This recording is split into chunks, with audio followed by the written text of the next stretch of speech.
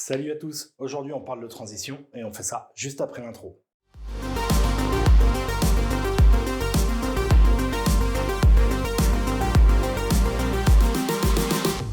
Bon, comme je te l'ai dit en introduction, je t'ai mis un pack de 10 transitions glitch en description et je vais te montrer comment on les utilise sur DaVinci Resolve.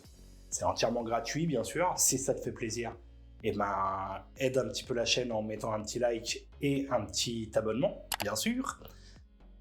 C'est quoi ce youtubeur amateur? Une fois que tu as téléchargé le pack, il te suffit de double-cliquer dessus. Il y a un fichier comment installer les transitions et de suivre les chemins d'installation. Donc tu as juste à les copier-coller, les rentrer dans ton navigateur de fenêtre ou de programme, comme ça, et de coller les transitions dedans. C'est tout simple.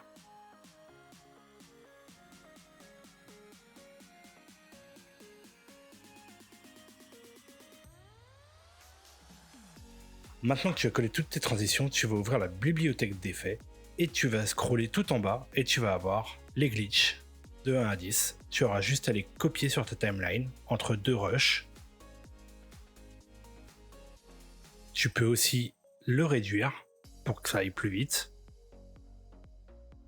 et apporter quelques modifications dans l'inspecteur.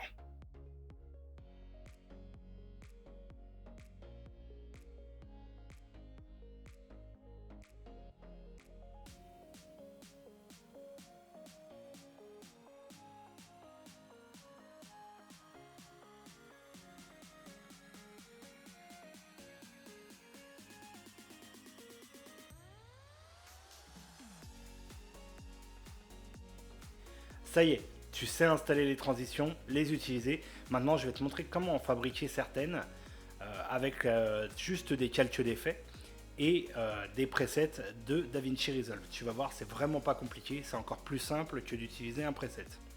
On va dans la bibliothèque d'effets, plan d'effets, tu le mets à peu près au milieu. Moi, j'aime bien qu'il soit un petit peu décalé par rapport au premier rush. Ensuite, tu as juste à aller dans tes OpenFX et dans les générateurs, et là tu choisis ce que tu veux mettre. Moi je vais mettre du mouvement de caméra avec des images clés, de l'aberration chromatique toujours avec des images clés aussi,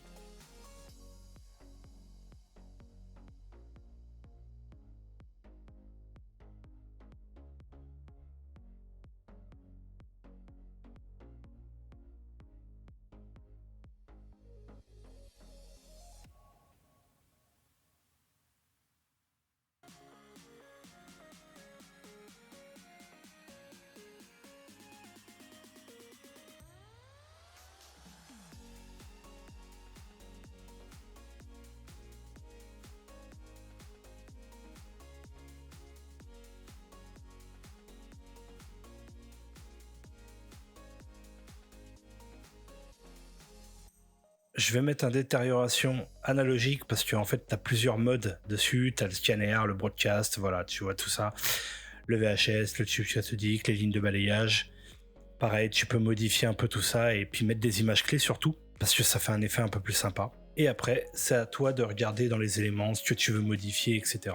et ce que tu veux mettre. Donc comme ça te permet de préparer ta transition toi-même et de la modifier toi-même en fonction de tout ça.